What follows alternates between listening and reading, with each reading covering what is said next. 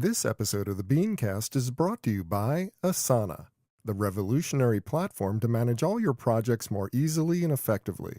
For your free 30-day trial, visit asana.com/BeanCast today.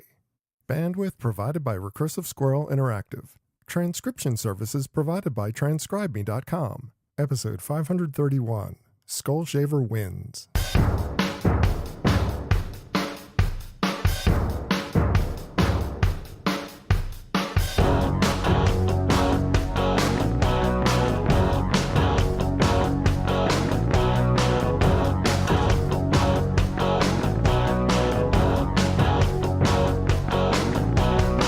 For Monday, February 11th, 2019, it's time for this week's edition of the BeanCast, a weekly discussion about the news and issues facing marketers today. I'm your host, Bob Norp.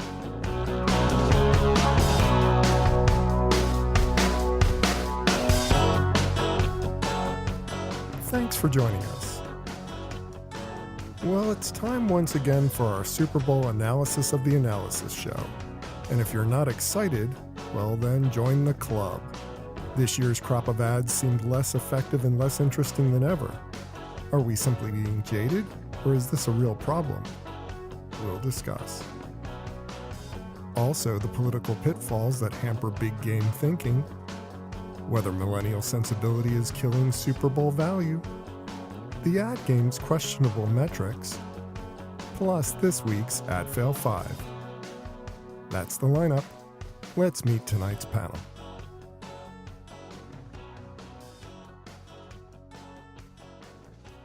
Thanks for joining us for this week's BeanCast. I'm Bob Norp, and with me on the panel for this evening, we start with the principal consultant and founder of the Difference Engine, Ms. Farrah Bostic. Hi, Farrah. Hey, Bob. How's everybody doing tonight? Doing fantastic. We got Super Bowl to talk about. Yay. Now, next, we have the founder of the 6 Pixels Group, author, speaker, blogger, and podcaster, Mr. Mitch Joel. Hi, Mitch. Bobby, how are you? I'm doing well. And finally, an ad strategy refugee turned entrepreneur, co-founder of the Shift Workshop, Ms. Amanda Rue. Hi, Amanda. Hello, how's it going? Happy to be here. Glad that you can make it. Thank Well, we've got a lot to talk about tonight because every year I do this show. I do the analysis of the analysis show. And every year I find fewer and fewer reasons to do this episode. But this year's Super Bowl ad game, it takes the cake. And it's unbelievable how few reasons I came up with to actually discuss this one. It was morose, it was weird in many instances. Few, if any, ads created a positive, lasting impression, and it seemed like most of the ads were mainly talking to our industry. They're talking to ourselves, saying, look what we can do. Farrah, am I just being jaded here? Do you feel any of the ads were actively pursuing a solid strategy to elevate their brand, or is this a real problem in the making? Well, I think that there are a couple of things. One is that I went through all of the ads, or as many of the ads as I could lay my YouTube fingers on, and sort of wound up sorting them into kind of 4 buckets. And the first one was like attempting to elevate. So that was at least an effort. Another was sort of what I called the borrowed interest bucket. There were tons of ads that were just like, here's all the celebrities we could afford to hire. Here's all the music we could afford to license. Here's all the special effects we could afford to do. Things that sort of traded on millennials and Gen Xers nostalgia for their own childhoods or for even, kind of 5 minutes ago. And then you had sort of the usual, kind of not that special of ads that you think to yourself, why did you spend upwards of $5 million to put that ad on the air? And then there was sort of a 4th category, which I just call robots. There were a ton of ads that had robots in them, which deeply appealed to me, but also were really weird and creepy, which is They a kind really of thing were. that happens. I mean, the robot ads appealed to me as well, in theory, but the actual practice of seeing them, it was really awful, dystopian, and creepy whenever they would come on. Oh, totally. And what was weird was that there were like literally 5 different brands using robots in their ads for this for this Super Bowl. And it was just like, really, guys, is there a thing? Are you all worried about the coming automation of the creative side of the industry? Like what's on your minds, everybody? Do you need a timeout? But I think the interesting thing on the side where people were actually making an effort is that there was again kind of a split between, as you said, sort of the morose, the somber, that Kia ad that was a dirge, and then there were others that were at least trying to leverage some kind of an insight. And so I think like there were a couple that stood out there. um, I think, for instance, the weirdly enough, I would put the Bud Light and Budweiser ads that were about their kind of environmental friendliness, the no corn thing. I think those at least leveraged an insight they have about the market and about where threats to their business are coming from and where growth for their business might be coming from. But what a weird insight to lay all your eggs on. That whole corn syrup thing was, yeah, it was effective in the moment, but in hindsight, it's just such a non-starter. There's nothing to it. I mean, every brewery uses grain and it's burned off in the process, and it really doesn't amount to any kind of taste or implementation in the beer. And it's not the Sure. same as high fructose corn syrup. It's corn. Sure. But when that's used. everyone you know believes, rightly or wrongly, that they are gluten intolerant, when everyone you know believes, rightly or wrongly, that corn is the worst thing that ever happened to the human microbiome, like all of they're tapping into a cultural moment about people's fears about food and food ingredients. And they're also tapping into some realities about kind of diminishing immunities to some of these things as we're increasingly exposed to them. So I don't think it was amazing, but at least leveraged a real insight about the market and a real thing that they could talk about. Like it's arguable about how much impact it has, both on the factual side and on the impact on the market side. But at least it was leveraging something real and was kind of trying to do something different for beer. I think also the use of an existing ad concept, a campaign concept that they had, bringing something new into it, also showed like, hey, this is a competent creative team, right? Again, I'm not saying these are 4-star ads. These are just like, hey, workman-like job, guys. Well done. Like you at least made an ad that was cogent and did a thing. Did it stand out? Does it make anybody's heart sing? Absolutely not. But I thought they were interesting as an attempt for Bud Light to kind of try to be more modern and relevant to people who would ordinarily think of it as full of calories, full of carbs, not particularly healthy, not particularly sustainable, and not particularly hip. Like they're trying to do a thing. And so I give them some points towards that goal. They didn't reach it in the Super Bowl. They deserve a lot of points for the fact that out of all the ads, it's probably, in my mind, one of the more memorable ones because it stood out. It was colorful. It was funny. It was interesting. It wasn't the best ad I've ever seen for a Super Bowl ad, but it was definitely a standout ad in an otherwise kind of bland field. And as a brand, they went all in on the Super Bowl. They had multiple spots for both Budweiser, the brand, and Bud Light, the product. They did the kind of big media idea that I think is probably the ad that most people have talked about, at least that I know, is the kind of weird crossover co-op ad between Bud Light and HBO's Game of Thrones. And they killed off their main character for some reason. I have no idea what that was about, what the strategy is. There was one of the pieces about it that sort of said nobody dies in Adland. So I'm sure that character will come back, but I think at the very least they were playing with the form. They were doing some different things there. You got to give them at least some credit for having some fun with it if they were going to spend a ton of money on it. I think another good one was Toyota did the Tony ad about I forget her last name, but Antoinette, who's trying to get into be a professional football player as a woman, and using that with this sort of like car that you don't think of as having a lot of power or speed. It was a tenuous connection back to the car, but that felt like a Super Bowl ad to me. Here's something that leverages football. It's aspirational. It's inclusive. It's putting a stake in the ground about something.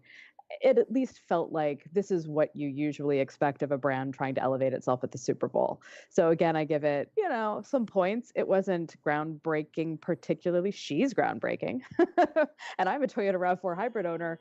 I'm cool with that too, but I'm sorry, my something is going nuts in this room. Well, I'm gonna that's mute okay. You take care of that, and we'll get some other opinions here. Amanda, what's your take on this? I mean, it's the Super Bowl as a whole. Was it a strategy-rich experience for you? Did you see a lot of really strong points being made, or was most of it just the blah that I'm afraid it was? I would agree that most of it was the blah that we're probably all afraid that it was. For me, it was like I watched the Super Bowl really only for the commercials because I am an ad junkie. And I think, again, with the theme of just, they just kind of missed the mark. And we grew up in a world of seeing some of like these classic, iconic Super Bowl ads. And there was just nothing that stood out for me. I mean, I think a couple like smart strategy things I saw was actually the Expensify and bringing in two chains, because he already has a franchise around Most Expensivest, and he has a show and he's kind of known for that. And so having a music video as part of it and having that expression at the Super Bowl made sense for me. And then also the bubbly, the and Buble ad spot. I thought that was a good job of, here you are, you've got all the biggest event that we have really in pop culture. It's a time when you have those eyeballs, and that's really what you're paying for in that moment is attention. And they're a new water brand that wanted to announce that this is a new brand name and this is a way to remember it. And it was really about creating recall of that. So those are two examples for me where it made strategic sense. The rest of it just felt like, okay, here's our Super Bowl spot. Let's give it a go, and without a lot of like smart thinking along with it. I completely agree. It felt, I'm sorry, the something was on fire. It's no longer on fire. So, okay, glad that you're okay. Yeah, That would be the first death on my show. just a lesson in life: if you have a house that's entirely electric and you have in-floor heaters, you should not cover the in-floor heater with, say, a dog bed. It's a bad idea. Good. But I completely agree. A lot of these things felt phoned in. They felt kind of like there were ads where I thought I can easily picture the strategy deck that was, or the trends, but more likely the trends deck that was presented to the creative team that then led to this execution. But I often found myself going, I don't know what the creative idea is. Like, what is the big idea here? And it did feel like, as a general matter, this was a Super Bowl with no big ideas. There were interesting executions. There were clever media ideas a couple of times. There were smart partnerships or spokespeople, and a couple of moments where you went, oh, someone found an insight about their market. But it didn't really add up to anything. And it was really interesting to find very little was mimetic or otherwise catchy. When it comes to the insight, I mean, Amanda had a key insight that she felt was really good. The bubbly Buble connection, that was a really great way to stand out. There's a really fantastic strategic reason for doing that. What stood out for you? I mean, any particular ad really kind of elevate in terms of making sure that you understood this key moment? So I'll tell you, this is a very silly one, but like I think I had heard of WeatherTech before, but the ad about like things they make for dogs was like, wow, relevant to my interests. This is a brand I had never really heard of before and had never thought about before, but you make stuff for dogs? Now, again, this represents only people who care about dog stuff. As I said, a dog bed very nearly caught on fire just now. So that would be relevant to me. But other than that, I mean, even Buble, I'm going to differ a little here and say, I don't think that was a great insight. It was an amusing idea. It was a little bit in the vein of the what's up ads and that kind of thing. It's a great insight because WeatherTech. What is the insight? Well, what is the Buble insight? Not the Buble insight. I'm talking about the WeatherTech insight. The WeatherTech insight is fantastic because what it does is it leverages the fact that most of their products are because people are carting around dogs or kids or messy items, and it's just, it fits within their marketplace, and it also it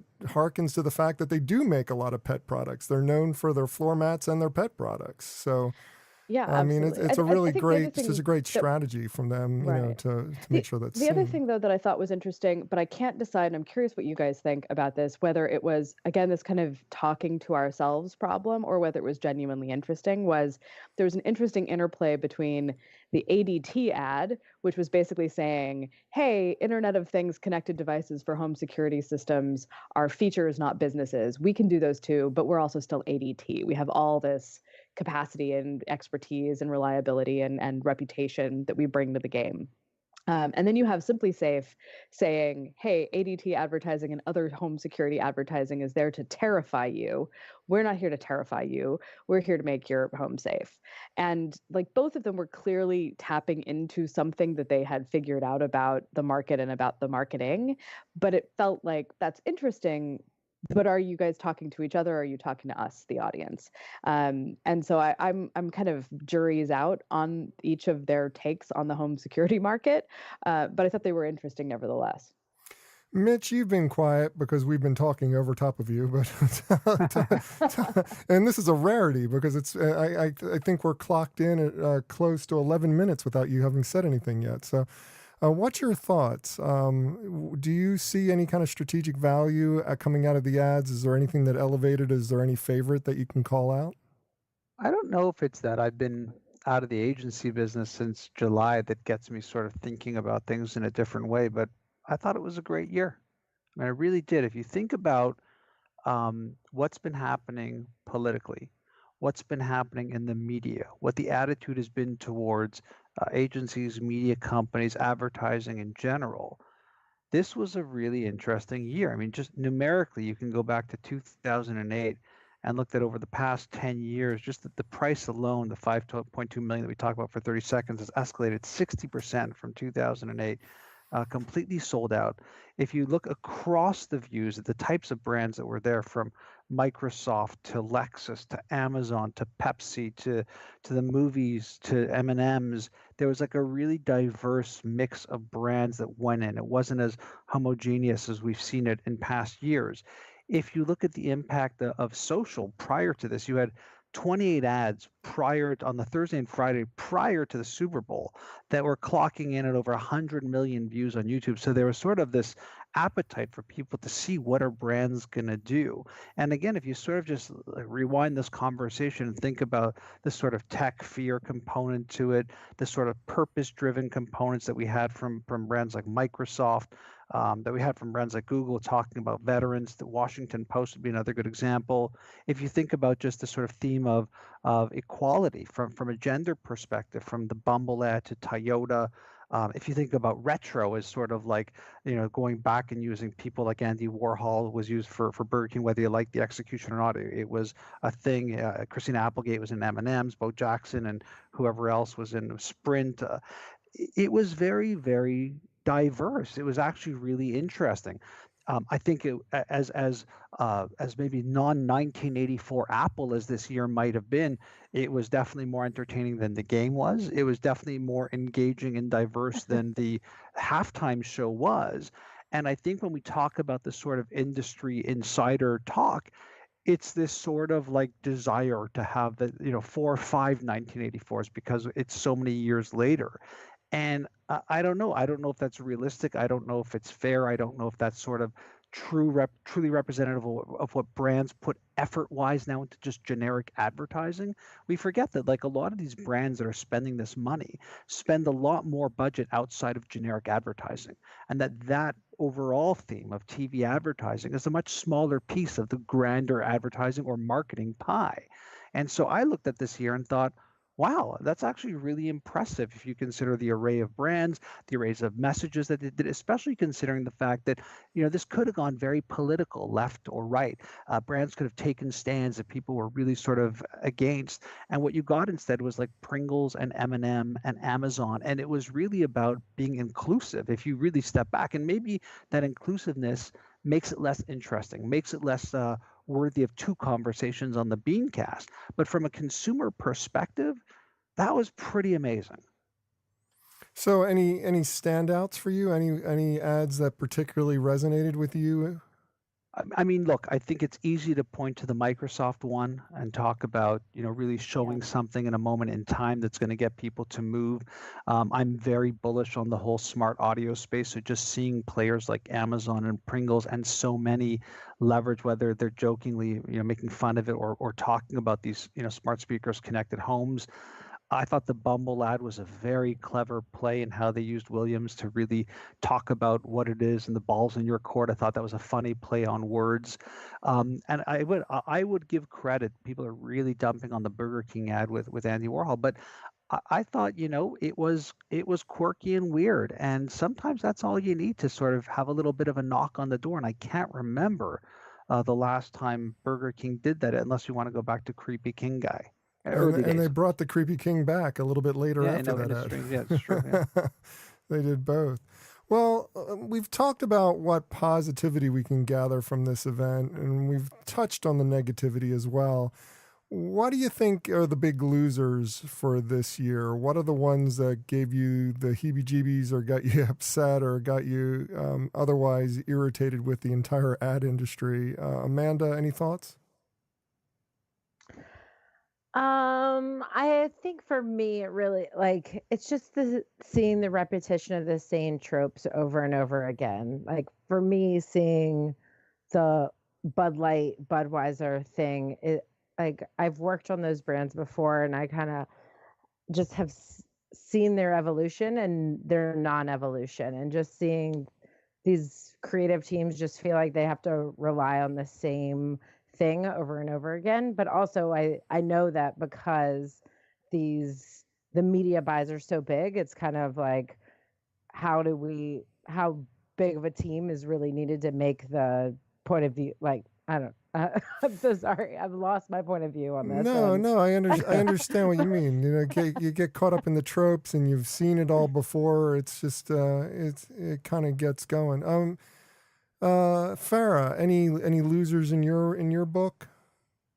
I mean that I think is what's so interesting about the year. The ones that I sort of stuck in the meh column, there's not even anything really wrong with them. Like the Tony Romo for Skechers ad wasn't a terrible ad. It just I personally thought it was kind of lazy and stupid. But that's not when you're rating ads. I find like saying it's lazy and stupid is saying it's still probably fine. Like it would have to be actually offensive in order for it to be a loser. And I didn't see any offensive ads this year, and I think that's. What about the Cure? What about the Cure Auto ad? The Cure Auto ad had the woman with the screw in her head, and the guy rips the screw out. And I mean, for me, I'm kind of like, it was just borderline violent. It was not, and the fact that it was a guy ripping a screw out of the forehead of a woman, it's You're just right. like, it I was had completely troubling. blocked that one. I had completely blocked that one. And actually, at the time, while we were watching the game, when that one came on, I was shocked. And I turned to the people that I was watching the game with, and I said, it wasn't just the violence of him ripping the screw out of her head. It was the whole setup. The setup was she's having pain and wants to talk about her pain and just wants to be heard. And he's fixated on the fact that, like, well, actually, honey, the reason you've got this pain is you've got a screw in your head. And so he's condescending to her, and then he pulls this thing out of her head. And it was just like, wow, whoever wrote this doesn't like women very much. But it was so fleeting. And I guess maybe it felt like there were so many ads and so many players that maybe part of the reason Bud stood out for me was that they ran so many ads. Like there were a few players who played a big role, a lot of players who played minor roles, and in general, most of them were fine, and very few were offensive. You're right, though. That one did would probably take my vote for being like could have lived without that one. And Mitch, any thoughts on your part as far as winners, losers? I mean, look, I come from a different cut of cloth. My real sort of experience on the advertising side prior to digital was print and magazine. And I always saw sort of the 30-second spot as being an amazing canvas and opportunity, and one that's just sort of squandered all the time. Also, my sense of humor probably isn't similar to the sort of masses, so I don't sort of fall for the sort of Jeff Dunham type of humor thing. So even those sort of general yucky, sort of like elbow smashing your buddy, what's up type of stuff is not the stuff that necessarily, gets me going and excited. So the vast majority of TV ads I look at, I sort of roll my eyes and go, I would hope that people are smarter than this. And then, the economics of the business proves me wrong every single time. So it's not to be a holier than thou or sort of, I think overall there wasn't anything that made me go, wow, that was absolutely incredible and changed my life forever and wants me to get behind the brand. And there wasn't anything that made me think that's actually lesser than what I would expect for a 30-second spot on the Super Bowl. Again, I think some brands really understand the opportunity and know how to leverage it for the pre and post, which would be the YouTube social PR component of it. And some of it really look to it as like sort of this is my moment in time. And they just fall short look, I mean, we've all been in the situation. You're an agency, you pitch, you work with the media company, you work with the brand. There's just too many chefs in the kitchen. It becomes diluted. You can see where the strategy is. It doesn't land there. I mean, that's just probably 99.9% of all TV ads. For me, the one ad that stood out, and I'm not even sure if it ran nationally, anybody in the New York area probably saw it, was the Pitbull Skull Shaver. I don't know if anybody else saw this ad. Yes, I but did. The Pitbull Skull Shaver, for me, hands down, won the event because it was memorable. It was such a simple demonstration ad. It was a direct response ad. It got attention. I bet you they sold tons of shavers off this thing. And if I was a bald man, I would have gone after that thing immediately. Unfortunately, I took note right now. I hadn't seen it, but I've taken note to go and search this out. I want to know what the odds makers are saying is the time to seeing someone use it on the subway. That was my reaction to that. It was a beautiful, beautiful ad. Well, we're going to continue this conversation and talk next about the political environment that the ads existed in and how it affects creative decision-making and strategic decision-making in creating these ads. We'll get to that in just a minute. But first, I want to talk about our sponsor, Asana.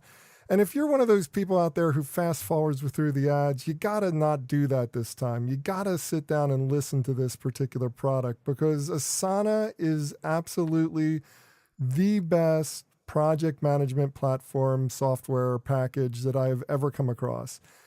I've worked with a lot of startups. I've done consulting with big ones and small ones.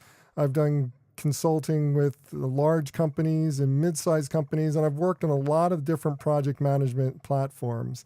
This one, Asana, is absolutely the best I've ever used. Has easy task creation. It has excellent management. You can use this thing on any device because the apps are fantastic. And for me, that's really the killer story about this particular product is the apps are just amazing. They are designed for the iPad. They're designed for the iPhone. They're designed for Android devices and tablets. They're beautiful. They're elegant. They're simple to use, and they give you access to the content you need and the information you need to run a project successfully and make sure that you're not duplicating effort on anything that you need to accomplish. And I'm not alone in my praise of this particular product because Asana is used by companies like Overstock, and Overstock uses it to manage all their partner relationships. And you got to imagine, if you're a company like Overstock, you must have thousands and thousands of partner relationships. They're using Asana to manage all those relationships and make sure everybody's on task and everybody's being serviced effectively throughout the organization. Now, more than 1 million organizations in 195 countries across the world use Asana, and they are reporting some pretty outstanding facts. Things like 45% more productivity because of the use of Asana on dealing with their projects. 82% of customers say Asana gives their team increased clarity about where they are on any given project at any given time. 80% of customers say Asana increased team accountability, and accountability is essential when you're trying to manage a project. And 74% of customers say Asana helps their teams hit deadlines, which, of course, is the reason you want a platform like Asana in the first place. Now, I want you to give your marketing team everything they need to work more productively and turn all your big ideas and marketing programs into results that grow your business.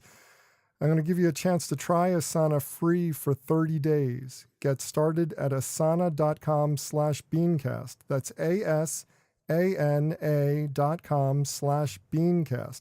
Even if you're not immediately in the market for a project management platform, I promise you, it's totally worth your time to take advantage of this offer and try it out now, because we all end up needing project management software eventually, and you're going to want to know about Asana the next time you need to recommend a platform for whatever company you're working with.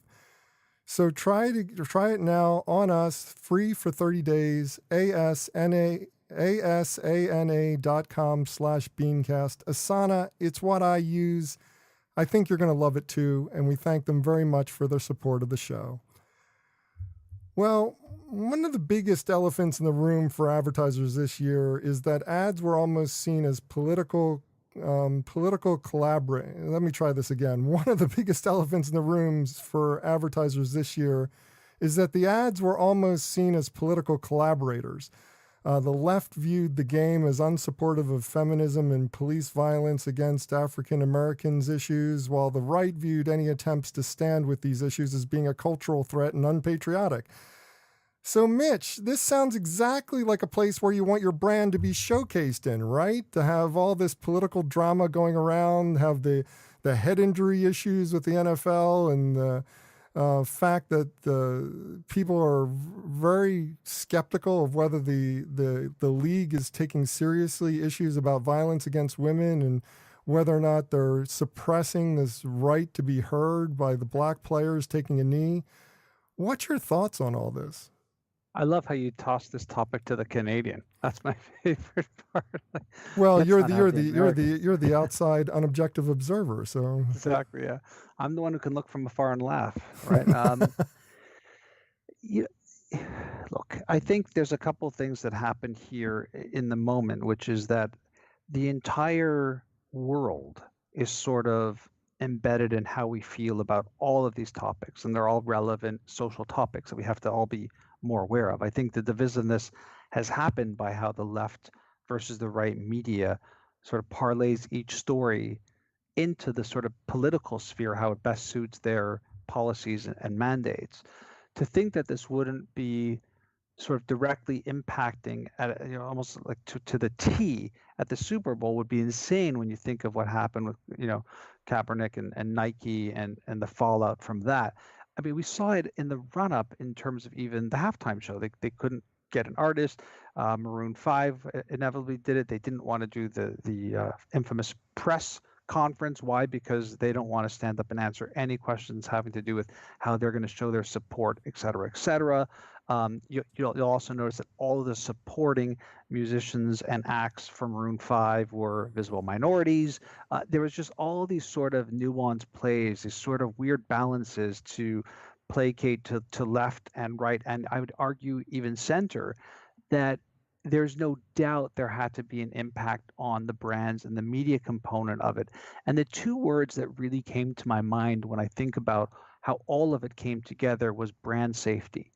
And I think that all of the brands that decided to plunk down their $5+ million for their 30 seconds thought very, very strategically about how not to trigger anything that might put them in a place for blowback, even though everything gets blowback, because I think that would put them and their media companies in a very precarious situation down the road as they're all sort of banging this drum, where I think they're actually, throwing their agencies and media companies under the bus for all this brand safety stuff. I think brands need to take the lead in this, and this was their moment. And I think part of the reason a lot of us feel like it was fairly generic in terms of messaging was because of that.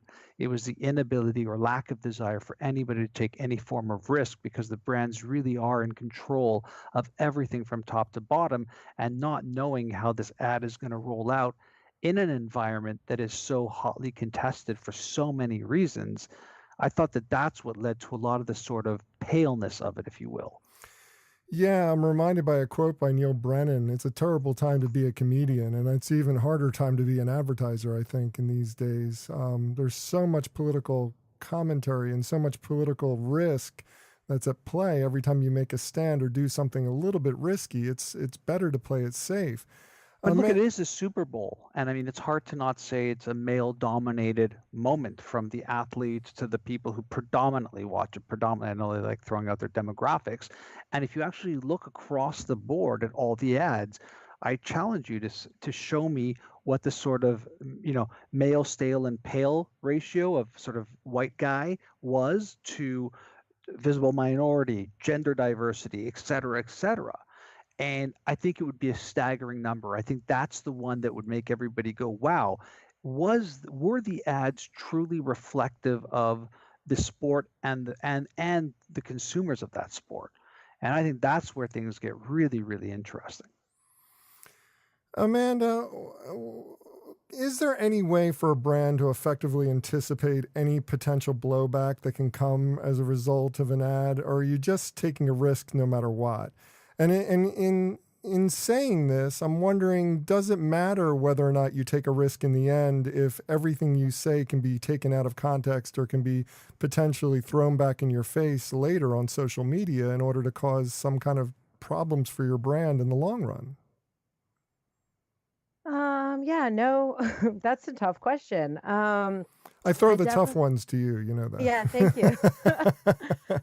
I mean, it's tough. We live in a culture that is different than anything that I've been exposed to, and the sensitivity around how close politics and just mass communication live together, and how advertising and culture and politics are all connected, because these are the issues that we're facing as consumers, as Americans that are living in this culture today. So to try to take it apart or tease it apart in any way, I think would be a disservice to the issues that are really at hand and at the core of culture, like Black Lives Matter and Me Too and police brutality and all these big issues that, I don't know, should brands be speaking up about it? I think if you're paying $5 million to have a spot, it I, I don't know. I don't know the answer to that, Well, because I That's yeah. you the don't want to paradox. see. Yeah. I think Amanda's right. I mean, that's the paradox here, because if you look at any sort of armchair quarterbacking of our industry, and we all do this all the time, we're pushing brands to say have a purpose. It was a message that you would see, if you look at Rohit Bhargava's sort of take on the space, and I think he's got a really interesting take always on the Super Bowl, or anything that, Farrah and Amanda have said to date. Like, we want these brands to have these purpose and to stand for something, to mean something. We hold up Nike and the NFL sort of divisiveness of that as a great staple of brands should do this. And then we have this sort of commentary that Amanda's giving, which is totally fair too, which is like, oh, like you want to get yourself caught up. Like, it's a paradox, because we want brands to do that, but we don't want that. But when they do, and they step on the landmine or whatever happens, we sort of all point our fingers and go, see how terrible it was. And I think that, again, when you see it in isolation, when brands run these ads outside of the scope of this massive moment in time called Super Bowl advertising, it's easier to snipe them off. I think it would have been really hard if you would have had 4 or 5 who really took a stand here at the Super Bowl, because we would have said, well, it's a Super Bowl, and well, what taking the knee, and well, with the Me Too, and like, it would have been more acceptable in that sort of bubble of the Super Bowl. But independently outside, it would have been attacked and left and right, and I'm never buying your brand, and I'm burning your brand, I'm lighting stuff on fire. And that's the paradox of this. We want brands to do this. We want them to take a stand. We want them to be more human. And when they do, sometimes we beat them up. And if it's outside the sphere of the Super Bowl, we do it more.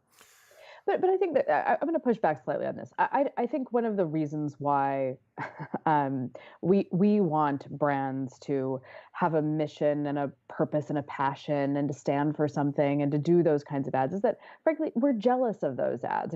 If we work in advertising and we look at the Kaepernick ads for Nike, or we look at most of the advertising for Nike, there is just this kind of professional jealousy. It's the ad you wish you got to work on, but you're over here working on Doritos. And Doritos is doing just fine over here with the work they're doing. But it doesn't make a ton of sense for Doritos to take a stand on social issues. That's not an obvious place for them to operate in. And I think that But the Bud trick does is, it. But Bud does it, right? And Budweiser is like they do well, it. but Bud is trying to do something competitive against other players, But right? in the Like they're past, trying to they've done take it. a No, in yes, the past, yeah, they've been yes, they patriotic. have They've done. absolutely. but they are literally a red, white, and blue brand. So, and I think they've gotten a lot of flack for it. What I'm getting to, though, Mitch, is just the idea that not every brand needs to take a political stand because it's not authentic to that brand. That brand doesn't have a role to play there. And I think that what we're used to with these kind of like, mom the flag and apple pie patriotism ads, or more politically critical ads, which might be ones that take on Black Lives Matter and the NFL kneeling controversy and Me Too and other things, those places just aren't authentic to a lot of brands. They're authentic to some brands, and they should do those in the right places and at the right time. And so I completely agree with you that maybe the Super Bowl isn't the right place for those things, in part because it's hard to stand out from everybody else because there's so many ads being run. There's a halftime show, there's a football game, there's wings and chips and all this other stuff going on in the room where you're actually watching the game. Standing out and making a solemn message there is hard. And so to go back to like the Google work, which I think was actually very beautiful, the Google work, and was very authentic to what Google is able to do and wasn't overtly political, but was a little political. And patriotic in the case of the ad that was about helping Veterans, servicemen find work. The problem that Google had was it just didn't stand out. Like there was not enough going on this year for them. I don't know. Maybe it was just the game was boring. But I wonder. But it did not stand out on its own. But I wonder if we had a Pepsi, Kardashian, Gillette, toxic masculinity in that moment of the Super Bowl chaos, if it would have had the crazy backlashes, because I totally agree with you that purpose isn't necessarily a political slant. It could be a million things. If you look at all the DTC brands, what's driving them is some form of purpose, sort of deeper meaning than just a sort of mass person selling you something.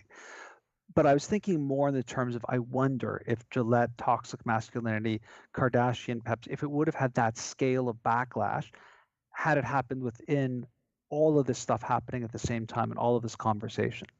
Yeah, it's a hard counterfactual to think through. I think the thing that's interesting about those brands choosing other times to come out with the Kaepernick ad or the toxic masculinity ad is that it's an interesting kind of test. Theoretically, nobody else is doing this kind of big splash, we are making a statement now move at that point in time. Whereas at the Super Bowl, the risk is lots of people might be doing that. And I think one of the interesting things about the Super Bowl is because it continues to get around 100 million people watching it at the same time, it is both this incredible platform for reach and also this like highly risky activity. On the one hand, if you get too politically, take too hard of a political stance or take too of a mission-driven stance, you might either stand out too much or not stand out enough if this is the year that everybody's doing that. And I wonder how much people were like, it's risky, let's not, and how much people were like, other people are probably going to do that, so if we want to stand out, we should do something else. Right. And everyone wound up doing something else. It seems so easy to make it just come off as pandering or borrowed interest, as opposed to it being something that's really true and authentic to what is right for that brand in that moment. And then there's also the fact to consider that a lot of the criticism about the Super Bowl ads is that we've lost our humor. And I know that there's some funny ads, quote unquote funny ads. Nothing was laugh out loud, but some of them were like brought a smile to my face. But maybe I'm just being nostalgic, but I remember Super Bowl ads used to make you just laugh out loud sometimes. And I'm wondering, is that just a change in our culture? Are we just afraid to be funny and take the risk to be funny? And instead we're having this debate about how serious we can be and how purposeful we can be with our advertising, even on an ad buy that's supposed to be about entertainment and fun and just laughter and friends. I mean, it seems like this conversation is almost ludicrous to me. Yeah, I mean, one could argue. Oh, you disappeared, Mitch. Hello? Oh, there you are. You're back. Okay, go for it. One could argue that that's the reason to do it, because that's what's going to make you stand out because of that exact statement that you just made. And I think that was the catalyst for many years of why brands took those moments and those points in time. And I think we could make the argument based off of the sort of conversation we've had here tonight that there's some brands that are really, really good at staying within the lines of what makes a great Super Bowl ad connect. And there's some brands that are really good at thinking about how to disrupt it. And maybe this year, they both went more to the center just because of the general anxiety around the event and around all the social issues that happened to it and beyond it. In thinking about it more, I'm somewhat surprised that Nike didn't make a bigger stance. Well, I want to evolve this question, this conversation rather, into the question about whether let's put it this way. A big question in the wake of the game is whether the $5.25 million price tag was actually worth it. And usually this question is couched on whether the ad broke through, whether there's recall, whether there's some kind of memory that the ad was there and saying something important. But this year it seems it's more of a question if anyone even cared whether the ads were good or bad to begin with. It seemed to me that even though there were a lot of people who were going to the web, going to YouTube and watching the ads ahead of time, generally nobody really cared about the ads. The conversation mostly about the ads died out extremely quickly after this particular Super Bowl. And, from a standpoint of, let me just go to you, Amanda. Has the millennial sensibility to ignore ads completely finally robbed the best ad buy in the market of its value? Are we losing the Super Bowl because people just don't care about advertising and have a much more sophisticated way of looking at advertising as not being important in their life in any capacity? So I think with this one, it's still the biggest platform that we have. It's still a giant cultural moment that gets over 100 million views. So for me, it's still very much about two things. It's attention and impact. So you're using it as a platform to get the attention, to get the eyeballs, so that you have that platform and that stage where you're getting that guaranteed viewership. And then impact. Are you actually having something to say? Are you able to take advantage of this opportunity on this world stage to do something bigger, to have more than just a flash in the pan? So those are the things that I'm looking for in terms of this. And I think if anything, this having the Super Bowl gives us ads to look forward to. And that's why you're seeing all the viewership before the Super Bowl. I'm kind of a Super Bowl purist, and as long as ads have been leaked prior to the Super Bowl, I really try to not view them because I like the context of viewing them in the Super Bowl. But I think just the world that we live in, we're like, oh, Super Bowl, let's look at all the ads before they're actually out. So the momentum and the excitement of what we used to look forward to, the anticipation of actually seeing the ads for the first time in the Super Bowl, that behavior of viewership has changed. So I think it has made the perception of how we interact with the ads around the game have changed a little bit as well. So to me, it's not a millennial thing. I think you're still having to beg for attention on any platform. You're still have social and digital and a million things going on. But at the end of the day, it is a great platform and opportunity for brands if you have something worth saying that is worth spending that amount of money on. But Yeah, it's also, but Bob, it's also sort of one of those things where we love to say, these millennials and social media. No, don't now, take that out of context, because I'm actually not saying, oh, these millennials. I'm saying the millennials are smarter than the rest of us, and they're not really looking at ads in the same way that we've always looked at them traditionally, as being things to look forward to, as being the centerpiece of the game. Right. So So that's more where I was going, where that social media is now fueling the viral and the hype, not the actual commercial. Right. And again, I was looking at this company called PEX that did a lot of research on this. And again, that Thursday to Friday, these 28 ads got over 100 million views. It dropped a little bit, but then bolted back up to about 45 to 60 million post Sunday Super Bowl. And I think what we're seeing there that answers your question is a general problem that we're having in the general content marketing space, which is the half-life of content is just a lot shorter. So the expectation that this ad is sort of going to take you and run with you for the year because you launch it at the Super Bowl doesn't really exist anymore in the sort of world we live in. So what happens is the Super Bowl is sort of like the hub of the wheel, but there's many more spokes, and the spokes are longer and longer than they've ever been. Because if you think about exactly what you were saying, you'd sort of launch the ad and have this platform for the year and where to next. Thursday night at 8 p.m. on NBC is where we go next with this spend, but it's not.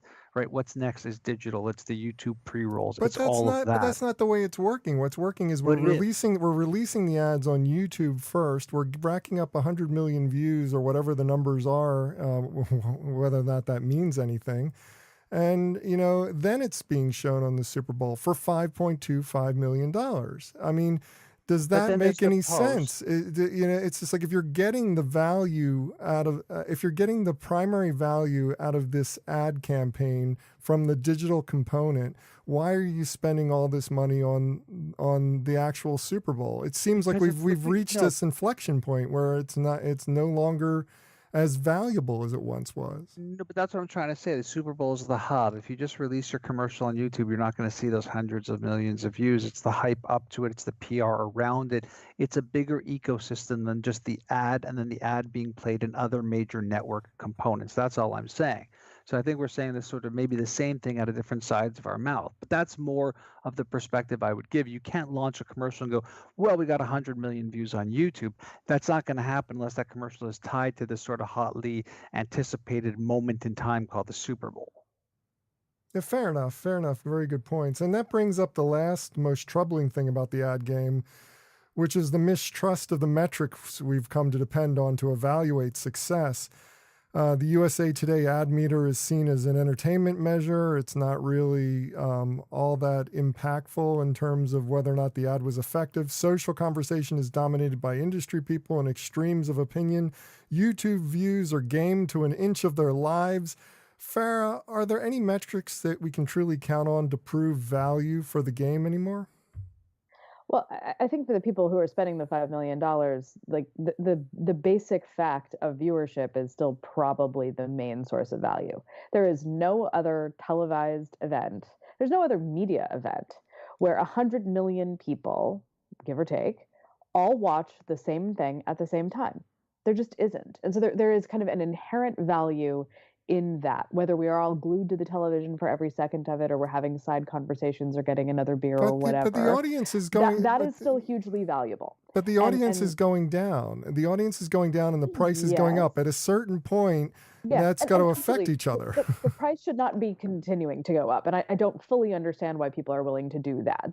But I think, to Mitch's point, it's because it serves as this hub and this kind of not quite launch pad, because it kind of starts earlier and earlier in social now, before actually airing in its official capacity. But it does create a launch pad for an extended campaign and for other activities. I think there's a correction on the price, but the fact of the value of 100 million eyeballs all watching the same thing at the same time on the same day at the same, on the same night, that is still a thing that is otherwise not replicable in any other kind of television format. So it is still a valuable thing just on the basis of reach. I think the other thing to keep in mind is that there is this sort of other side of things where we're trying to gauge in real time the engagement level of any given ad during the Super Bowl. And so you have things like the USA Today metric, and you have somebody had come out doing some kind of facial recognition evaluation of the ads and had decided that the M&M's ad was the most engaging as a result of basically measuring facial expressions while people were watching it. Like, all of these things are cute and they're gimmicky, and they sell some tech for doing, ad testing and research that are probably mostly neurobollocks, or mostly just bollocks. But they are there to make people in the business feel better and to make the brand managers who invested all of that money feel better.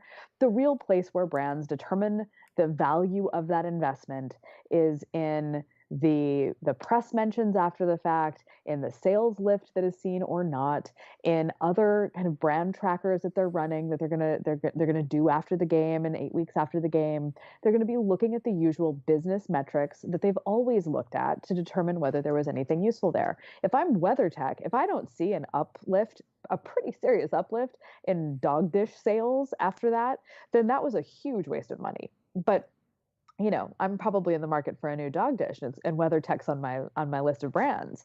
Like so there are some of those things that are happening there that I think are just fundamentally more important to brands than recall, or did Digiday's website or Adweek's website or whoever's running a website this year asking people how much they loved a particular ad say that they loved it. In the moment, I'm not sure how much value there is in any of that. But the metrics that matter are the metrics that have always mattered. How many people saw it? And then what happens after? Do people actually start buying things? Do we see increased site or store traffic? There are real measurable things that matter to brand managers, and it's probably not the kind of entertainment indices that you see in the papers and the trades. All I know is I've got my credit card out and I'm ready to buy my skull shaver, even though I don't need one. You love a good direct response ad, Bob. I love a good direct response ad. It was a beautiful, beautiful thing. Well, with that, go ahead. I did want to say one other thing though, and that was that I've had some sports clients before, so I've been looking at this like question of how millennials are consuming sports more generally, and the numbers going down are a concern, but the numbers aren't going down that quickly, and they're certainly not going down that quickly among millennials. Millennials look a lot like Gen Xers, and both of them are still pretty high saturation of watching sports. Millennials seem to like basketball slightly more than Gen Xers do. Gen Xers still kind of like football. But apart from that, the real shift in behavior change is that they are watching fewer minutes of a game and they are watching fewer games in a season. And that to me is a different metric. And that's sort of like engagement with the sport and with its properties.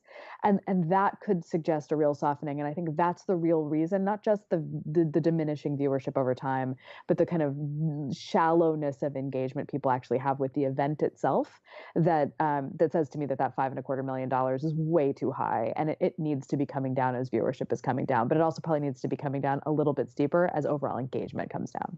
But that answers bad news for the NFL. Listen, but this is the world of markets that nobody can understand. As long as they're sold out, those prices will never drop. If you want to see the prices drop, all the brands have to pull back. It's the only way this market's going to equalize. Well, with that, it's time for the Ad Fail 5. But before we get to that segment of the show, I do want to take this quick opportunity to thank my guests again and allow them to each do a shameless plug, starting with Farrah Bostic. You can find her at thedifferenceengine.co. Tell us what's going on in your world, Farrah. What would you like to promote? Oh, absolutely nothing. Fair enough. Follow her on Instagram if you like dog pictures and house renovation. Oh, you'll love it. You'll love it. Next up, Mitch Joel. You can find him at 6pixels.com. That's where you can find more information about his books, his podcast, his blog. Tell us what's going on in your world, Mitch. What would you like to promote? Yeah. Oh, you're jumping out again. I don't know. There's something about your microphone that's not working right. Good here. Is that That's okay better. now? You're good. Look, Bob, you're doing all the hard, heavy lifting for me. If you go to 6pixels.com, I write and produce shows at a frenetic pace. It's all there. So please, if you're at all interested in anything, I said, if anything meant anything to anybody, because it didn't mean anything to me, go there. Okay, that's the most confusing pitch, but I'll go with it. And last but not least, Amanda Rue. You can find her at theshiftworkshop.com. Tell us what's going on in your world, Amanda. What would you like to promote? Yes, I am plugging. We now offer sexual harassment prevention and training. So now in the state of New York and California, every company with more than 15 employees is required to offer both a training policy and a prevention program. So we offer that training. So hit me up. Let's get to work. That's fantastic. And again, that website is theshiftworkshop.com. As for me, for more information about me or the show, visit thebeancast.com. There you can find a complete show archive. You can find out how to consult with me, and you can even find out how to advertise on the program. So check it all out at thebeancast.com. And now it's time for the Ad Fail 5, a rundown of the lowest moments in advertising, marketing, and public relations from the last week. And first up, a leaked memo about former AOL CEO Tim Armstrong's new DTX company explains the very convoluted route. Oh, I have to fix my voice. I can't even read my script anymore. Start again. Trying again. A leaked memo about former AOL CEO's Tim Armstrong's new DTX company explains the very convoluted reasoning behind why his spirit animal for the venture is the wolf, Mitch. Remember, wolf spelled backwards is flow. So that's why it's the wolf. I don't understand this memo. It was very, very strange, and it was very odd that it got leaked. Tim is one of the most amazing guys. I mean, I've had a chance to meet with him and talk with him, and I think he's super brilliant. And then he talks, and I react the same way a dog does when you talk to it, sort of a head tilts sideways and the ears twinge a little. Whenever Tim talks, I'm like, he's either the smartest guy in the world and I'm the stupidest guy in the world, or he's saying things that are brilliant, and I'm at a loss always. And I think he's brilliant, and I don't understand him almost ever. I want the number of the ayahuasca sweat lodge that he went to before he wrote that memo. Now, next up, Apple is killing the Do Not Track feature in Safari, Amanda, because it was not only being ignored by marketers, it was also being used as a means of tracking us more accurately. You know how I feel about this. Everything on the internet is being tracked and followed, and nothing is private. So I'm not surprised, but I also know that as much as they want to kill this feature, they're still tracking us. So if you put it out there on the internet, assume that everybody can see it. Absolutely, absolutely. Next up, Delta Airlines and Diet Coke partnered to create in-flight napkins that seemingly encourage passengers to act on those in-flight crushes and get names and numbers, Farrah, because that's what women on flights have been asking for, more inappropriate harassment when they travel. What I would like is to use one of those napkins to submit a request for someone to help me get my luggage out of the overhead bin. Fly the frisky flies, guys. Yeah.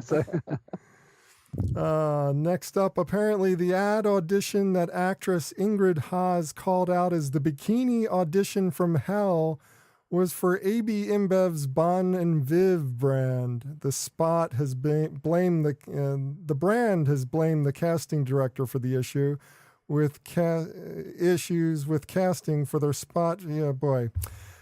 I gotta really just not do this show on a Sunday night anymore.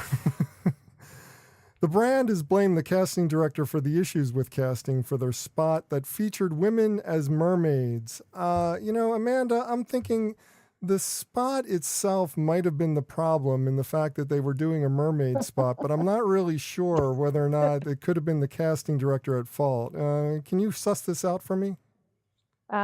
It's everybody's responsibility across the line to drive diversity and inclusion and prevent sexual harassment across the entire ecosystem. So I blame the brand, I blame the casting director, and I think we can all do better. And even after their controversial New York store window fiasco featuring blackface-like characters, Dolce & Gabbana is doubling down on their racist collection elsewhere, Farrah, as they advertise their balaclava jumper that featured big red lips around the mouth hole of the all-black garment. It seems like everyone has to go through this phase. Prada did this a few months ago. Now these guys, it's like, okay, everybody, take yourselves to school. You need to actually understand what any of these icons mean. And when and more importantly, when someone calls you out on it, just go, wow, oops, sorry, and stop. Just stop.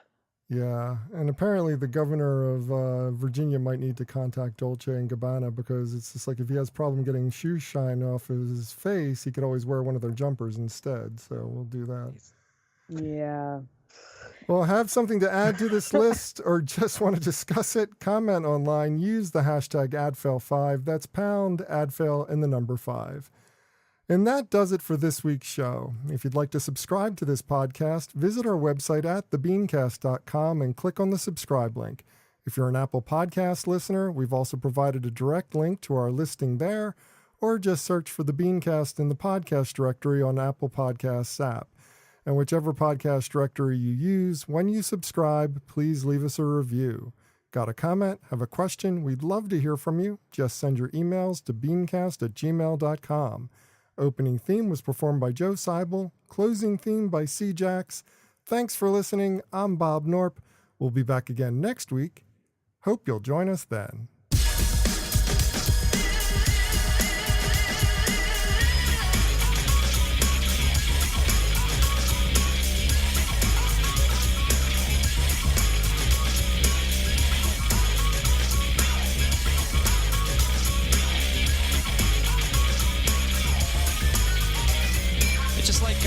It's like, you know what I mean? It's like if it's, you know what I mean? I don't know, man. It's just like, okay, it's like, you know what I mean? Like, it's like totally like that.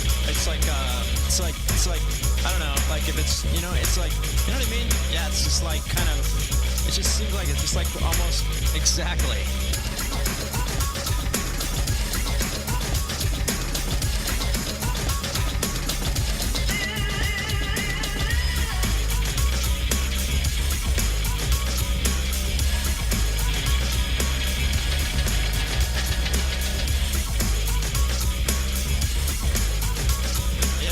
It's like exactly.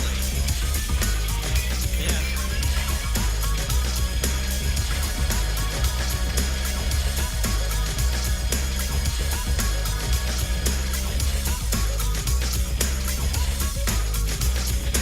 You know what I mean? Exactly.